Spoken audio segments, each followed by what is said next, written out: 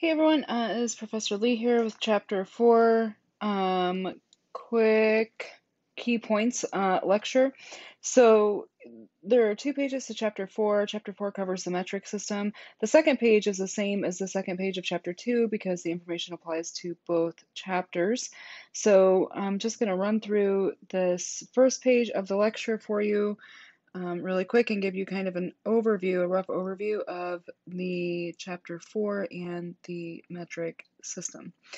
So, some things to know, a little bit of background information on the metric system. Most countries use the metric system exclusively. There are only 3 countries in the entire world that do not use the metric system exclusively. They use it only partially.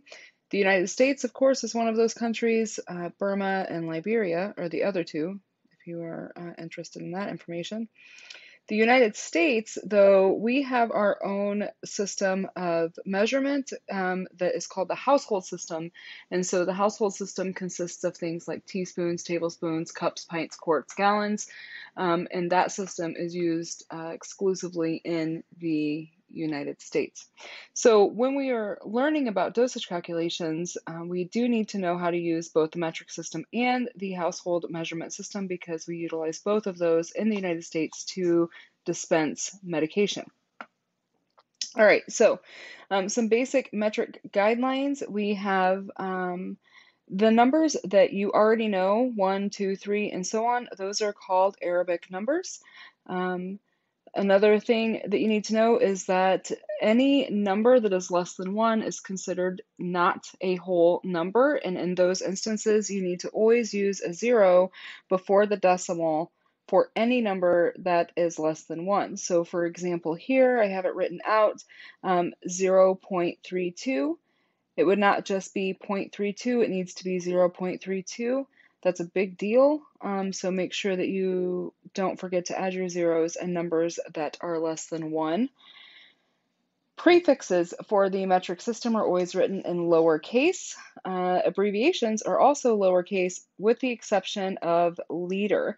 Liter uses a capital L, so when we are writing out milliliter, it's lowercase m, capital L. Abbreviations are not pluralized in the metric system, so more than 1 mil is not mils, it's just mil. So 32 mil is not 32 mils. Speaking of metric system prefixes, there are 14 prefixes in the metric system. Each of those is based on a multiple of 10. The 7 that are most commonly used in healthcare are micro, milli, centi, deci, deca, hecto, this should say hecto, not hector, hecto and kilo. Let me fix this. And there we go. Moving on over here to the base unit. So the base unit is the fundamental unit of measurement in the metric system. For length, the meter is the base unit. It measures length. 1 meter is the equivalent of 3.28 feet. 2.54 centimeters is the equivalent of 1 inch. For volume, the base unit is liter, and that measures volumes of liquid. So there's some conversions here for you. A liter is 1.056 quarts, 0.26 gallons, or 2.1 pints.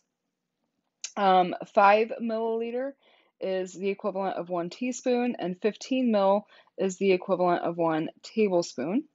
And then the base or fundamental unit for weight is the gram, and the gram measures solids, mass, or weight.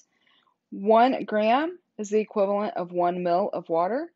1 gram is also the equivalent of 15 grains.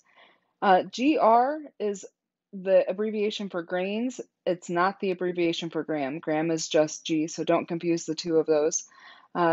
Gram is the metric unit of measurement for weight. Grain is an apothecary system measurement for weight. So there's 2 different measurements. One's G, one's GR. Make sure you keep those straight. They are different.